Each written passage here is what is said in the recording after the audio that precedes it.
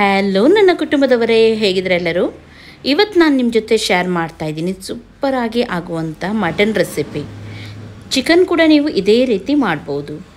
ಖಂಡಿತವಾಗ್ಲೂ ಎಲ್ಲರಿಗೂ ಕೂಡ ಇಷ್ಟ ಆಗುತ್ತೆ ಹಾಗೂ ತುಂಬ ಸಿಂಪಲ್ ಕೂಡ ಉಂಟಿದು. ಹಾಗಾಗಿ ಒಮ್ಮೆ ನೀವು ಇದನ್ನು ಟ್ರೈ ಮಾಡಿ ನೋಡಿ. ಓಕೆ, ಇವಾಗ ಮಟನ್ ಆದ್ದರಿಂದ ನಾನು ಕುಕ್ಕರ್ ಯೂಸ್ ಮಾಡ್ತಾ ಇದ್ದೀನಿ. ಒಮ್ಮೆಲೆ ಚಿಕನ್ ಆದರೆ ನೀವು ಕುಕ್ಕರ್ ಯೂಸ್ ಮಾಡಬೇಕಂತ ಇಲ್ಲ. ಇದರಲ್ಲಿ ನಾನು 2 ಚಮಚದಷ್ಟು ತುಪ್ಪವನ್ನು ಹಾಕ್ತಾ ಇದ್ದೀನಿ. ತುಪ್ಪ ಅಥವಾ ಎಣ್ಣೆ ಯಾವುದು ಕೂಡ ನೀವು ಇಲ್ಲಿ ಹಾಕ್ಬೋದು. ಹಾಗೂ 3 ನೀರುಳ್ಳಿಯನ್ನು ಮೀಡಿಯಮ್ ಸೈಜ್ 3 ನೀರುಳ್ಳಿ ತೊಗೊಂಡಿದ್ದೀನಿ. ಸಣ್ಣದಾಗಿ ಇದನ್ನು ಹೆಚ್ಚಿ ಇದಕ್ಕೆ ಹಾಕ್ತಾ ಇದ್ದೀನಿ.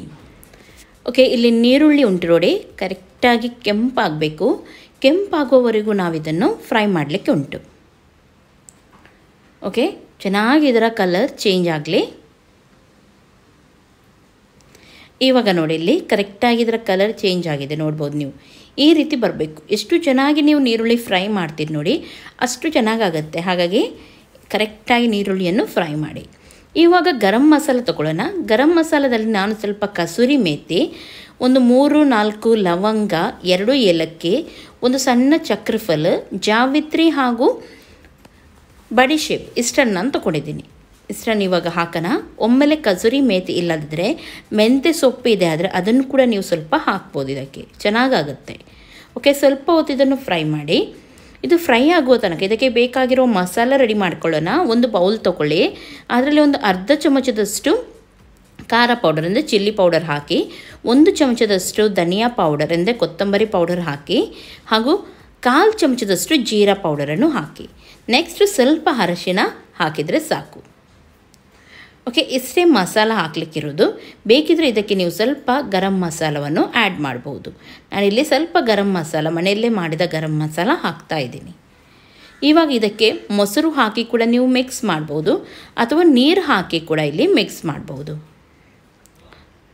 ಇಲ್ಲಿ ನಾನು ಸ್ವಲ್ಪ ನೀರು ಹಾಕಿ ಮಿಕ್ಸ್ ಮಾಡ್ತಾ ಇದ್ದೀನಿ. ನೀವು ಬೇಕಿದ್ರೆ ಒಂದು 2 ಚಮಚದಷ್ಟು ಮೊಸರು ಕೂಡ ಹಾಕಿ ಸರಿಯಾಗಿ ಈ ರೀತಿ ಮಿಕ್ಸ್ ಮಾಡಿ.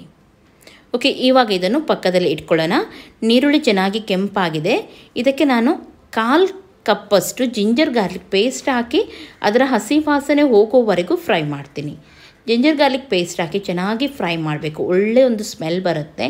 ಆಮೇಲೆ ಬೇರೆ ಮಸಾಲೆ ಎಲ್ಲ ನೀವು ಹಾಕಬೇಕು, ಆವಾಗ ಚೆನ್ನಾಗಾಗತ್ತೆ. ಇವಾಗಿಲ್ಲಿ ಜಿಂಜರ್ ಗಾರ್ಲಿಕ್ ಪೇಸ್ಟ್ ಚೆನ್ನಾಗಿ ಫ್ರೈ ಆಗಿದೆ. ರೆಡಿ ಮಾಡಿಟ್ಟ ಮಸಾಲ ಇತ್ತು ನೋಡಿ, ಇದನ್ನು ಇದಕ್ಕೆ ಹಾಕೋಣ.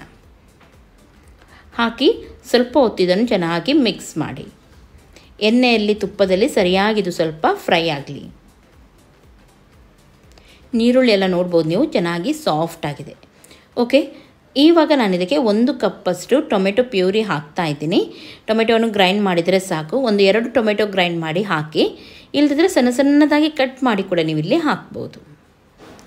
ಓಕೆ, ಮಸಾಲ ರೆಡಿಯಾಗಿದೆ. ಇವಾಗ ನೋಡ್ಬೋದು ನೀವು, ಸ್ವಲ್ಪ ನಾನು ನೀರನ್ನು ಸೇರಿಸಿದ್ದೀನಿ ಇದಕ್ಕೆ. ಈ ರೀತಿ ಗ್ರೇವಿ ಟೈಪ್ ಬರಬೇಕು. ಇದನ್ನು ಇವಾಗ ಸ್ವಲ್ಪ ಹೊತ್ತು ಫ್ರೈ ಆಗಲಿಕ್ಕೆ ಬಿಡೋಣ. ಹಾಗೆಯೇ ನೋಡಿ, ಇವಾಗ ಎಣ್ಣೆಲ್ಲ ಮೇಲೆ ಬಂದಿದೆ ನೋಡ್ಬೋದು. ಮಸಾಲ ಕರೆಕ್ಟಾಗಿ ಪರ್ಫೆಕ್ಟಾಗಿ ಫ್ರೈ ಆಗಿದೆ ನೋಡಿ. ಈ ರೀತಿ ಸಾಫ್ಟಾಗಿ ಬರಬೇಕಿದು, ನೋಡ್ತಾ ಇದ್ದೀರಲ್ಲ. ಓಕೆ, ಇವಾಗ ಇದು ರೆಡಿಯಾಗಿದೆ. ಇದಕ್ಕೆ ಇವಾಗ ತೊಳೆದಿಟ್ಟ ಮಟನನ್ನು ಹಾಕೋಣ. ನಾನು ಇಲ್ಲಿ 1/4 kg ಮಟನ್ ಹಾಕ್ತಾ ಇದ್ದೀನಿ ಅಷ್ಟೇ. ಸ್ವಲ್ಪನೇ ಮಟನ್ ಮಾಡ್ತಾ ಇದ್ದೀನಿ. ಓಕೆ, ಮಟನ್ ಹಾಕಿ ರುಚಿಗೆ ತಕ್ಕಷ್ಟು ಉಪ್ಪನ್ನು ಕೂಡ ಸೇರಿಸೋಣ. ಇವಾಗ ಇದನ್ನು ಸರಿಯಾಗಿ ಮಿಕ್ಸ್ ಮಾಡಿ. ಇವಾಗ ಇದರಲ್ಲಿ ನೀರಿನ ಅಂಶ ಇದೆ ಅಂತಾದರೆ ನೀವು ಇದಕ್ಕೆ ಎಕ್ಸ್ಟ್ರಾ ನೀರನ್ನು ಹಾಕಬೇಕಂತ ಇಲ್ಲ. ಇಷ್ಟರಲ್ಲೇ ನೀವು ಇದನ್ನು ಚೆನ್ನಾಗಿ ಬೇಯಿಸಲಿಕ್ಕೆ ಇಟ್ಟರೆ ಸಾಕು. ತುಂಬ ಡ್ರೈ ಅಂತ ಎನಿಸಿದರೆ ಸ್ವಲ್ಪ ನೀರನ್ನು ಸೇರಿಸಿ. ಇಲ್ಲಿ ನಾನು ಸ್ವಲ್ಪ ಹೊತ್ತು ಇದನ್ನು ಮಸಾಲದಲ್ಲಿ ಇಟ್ಟಿದ್ದೀನಿ. ಒಂದು 10 ನಿಮಿಷ ಫ್ರೈ ಮಾಡಿದ್ದೀನಿ. ನನಗೆ ಸ್ವಲ್ಪ ಡ್ರೈ ಅಂತ ಎನಿಸ್ತಾ ಉಂಟು, ಹಾಗಾಗಿ ಸ್ವಲ್ಪ ನೀರನ್ನು ನಾನಿಲ್ಲಿ ಸೇರಿಸ್ತಾ ಇದ್ದೀನಿ. ಸೇರಿಸಿ ಚೆನ್ನಾಗಿ ಮಿಕ್ಸ್ ಮಾಡಿ ಇವಾಗ ಇದನ್ನು ಮುಚ್ಚಿಡೋಣ. ಕರೆಕ್ಟಾಗಿ ಒಂದು 4-5 ವಿಸಿಲ್ ಆದರೂ ಬರಲಿ. ಓಕೆ, ಮುಚ್ಚಿಟ್ರೆ ಸಾಕು ನೀವು. ಓಕೆ, ಒಂದು 4-5 ವಿಸಿಲ್ ನಾನಿಲ್ಲಿ ತೆಗಿತೀನಿ. ಓಕೆ, ಇವಾಗ ಪ್ರೆಷರ್ ಎಲ್ಲ ಹೋಗಿದೆ. ಮಟನ್ ಕೂಡ ಸರಿಯಾಗಿ ಬೆಂದಿರ್ಬೋದು. ಓಪನ್ ಮಾಡಿ ಇವಾಗ ನೋಡೋಣ. ವಾವ್, ನೋಡಿ ಎಷ್ಟೊಂದು ಚೆನ್ನಾಗಿ ಬಂದಿದೆ ಇದು. ಆಯಿಲೆಲ್ಲ ಕರೆಕ್ಟಾಗಿ ಬಿಟ್ಟು ಸೂಪರಾಗಿ ಬಂದಿದೆ. ಈ ರೀತಿ ಬರಬೇಕು ಡ್ರೈ ಆಗಿ.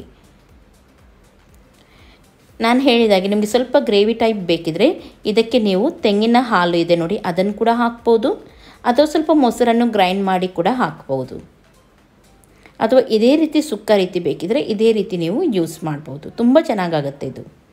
ಇವತ್ತಿನ ಈ ರೆಸಿಪಿ ನಿಮಗೆ ಇಷ್ಟ ಆಗಿರ್ಬೋದು ಅಂತ ಎನಿಸ್ತೀನಿ. ಸ್ವಲ್ಪ ಆದರೂ ಸಿಂಪಲ್ ಹಾಗೂ ಇಷ್ಟ ಆಯ್ತಂತಾದರೆ ಲೈಕ್ ಮಾಡಿ, ನಿಮ್ಮ ಫ್ರೆಂಡ್ಸ್ ಜೊತೆ ಎಲ್ಲರ ಜೊತೆ ಶೇರ್ ಮಾಡಿ. ಹಾಗೂ ನನ್ನ ಚಾನಲಿಗೆ ಇನ್ನೂ ಕೂಡ ನೀವು ಸಬ್ಸ್ಕ್ರೈಬೇ ಮಾಡಲಿಲ್ಲದಿದ್ದರೆ ಈವಾಗಲೇ ಸಬ್ಸ್ಕ್ರೈಬ್ ಮಾಡಿ. ಇನ್ನು ನಾಳೆ ಸಿಗ್ತೀನಿ ನಾನು ಒಳ್ಳೆಯ ಒಂದು ರೆಸಿಪಿಯೊಂದಿಗೆ. ಅಷ್ಟರವರೆಗೂ ಎಲ್ಲರಿಗೂ ಟೇಕ್ ಕೇರ್, ಬಾಯ್ ಬಾಯ್.